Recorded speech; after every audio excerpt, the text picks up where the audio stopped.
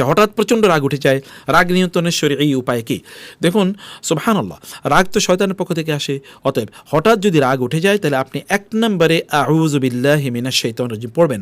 রাসূলুল্লাহ সাল্লাল্লাহু আলাইহি ওয়াসাল্লাম বলেছেন, একজন ব্যক্তি যখন প্রচণ্ড রাগান্বিত হচ্ছিল, রাসূল সাল্লাল্লাহু আলাইহি ওয়াসাল্লাম বলেন, আমি জানি এমন একটা দোয়া, এই লোকটা দোয়াটি পড়লেই তার রাগ কমে যেত, এবং সেটা হচ্ছে আউযু বিল্লাহি মিনাশ শাইতানির রাজিম।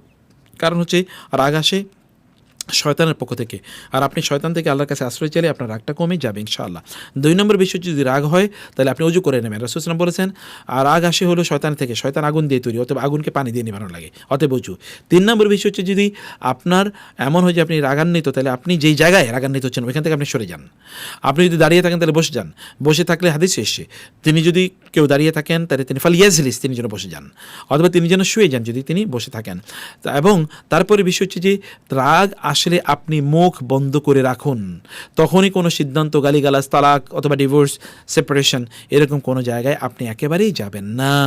মুখ বন্ধ করে রাখুন এইগুলোর প্রতি, এগুলো আপনি একেবারেই, এবং যেই স্থানে আছে মানে রাগারাগি হচ্ছে সেই জায়গাতে আপনি পরিত্যাগ করুন। এর সাথে আপনি নিজের রুটিনে যথাসম্ভব ঘুম, খাবার, স্ট্রেস ম্যানেজমেন্ট, কাউন্সেলিং, এগুলো সব মিলিয়ে আপনি কাজ করুন। রাগ কেবলমাত্র আপনি রাগের এই ট্রিটমেন্ট করলেই চলবে না, এখনকার রাগের জন্য আপনার পার্মানেন্টলি রাগের একটা ট্রিটমেন্ট করতে হবে। সেই ট্রিটমেন্টটা কেন আপনার এত রাগ ওঠে? নিশ্চয়ই আপনার কোনো ঘুমের ঘাটতি আছে, নিশ্চয়ই আপনার খাবারের কোনো প্রবলেম আছে, নিশ্চয়ই আপনার কোনো স্ট্রেস আছে, মানে আপনার প্রচুর পরিমাণ, ধরুন আপনি প্রেশারের মধ্যে থাকেন বা আপনি অনেক চাপের মধ্যে থাকেন, এমন কিছু থাকতে পারে। তো সেই কারণে আপনি একটু মানে আপনি এই কারণে স্ট্রেস ম্যানেজমেন্টের জন্য কিছু সুন্নাহ ভিত্তিক কিছু পদ্ধতি আছে, সেগুলো আপনি মেনটেন করবেন ইনশাআল্লাহ। আমি মানসিকভাবে বিপদগ্রস্ত, আল্লাহ দিন সম্পর্কে ভয়ঙ্কর খারাপ চিন্তা আসে, আমি কি গুনাহগার? দেখুন, আপনি গুনাহগার না, আপনি গুনাহগার না। আপনি যদি আপনার নিজকে এই জিনিসগুলো আপনি করতে পারেন, আমি যে লিস্টগুলো দিচ্ছি, মানে মনে খুবই খারাপ চিন্তা আসে, এখন আপনি গুনাহগার না, আপনি গুনাহগার না। তবে শর্ত হলো আপনি এই চিন্তাগুলোকে ঘৃণা করবেন। আপনার মনে এই চিন্তা কেন আসলে? আপনার মন খুবই খারাপ, ঘৃণা করছেন। 2 নম্বরে আপনি মুখে বলছেন না, এটা উচ্চারণ করছেন না। 3 নম্বরে আপনি কাজে এটাকে বাস্তবায়ন করছেন না। 4 নম্বরে এটাকে মানে আপনি কেবল এটাকে শয়তানের ওয়াসওয়াসা, মানে আপনার অন্তরে যা আছে এতটুকু পর্যন্ত আপনি রাখলেন। এটাকে, এগুলো উপরে যে 3টা কথা বললাম, এই 3টা যদি আপনি না করেন তাহলে এগুলো কোনোটাই আপনার ইমানের ক্ষতি করবে না। 4 নম্বর, এবার কিছু করণীয় বলছি, তাহলে নিয়মিত কোরআন তেলাওয়াত করুন, দোয়াগুলো, সকাল সন্ধ্যার দোয়াগুলো পড়ুন।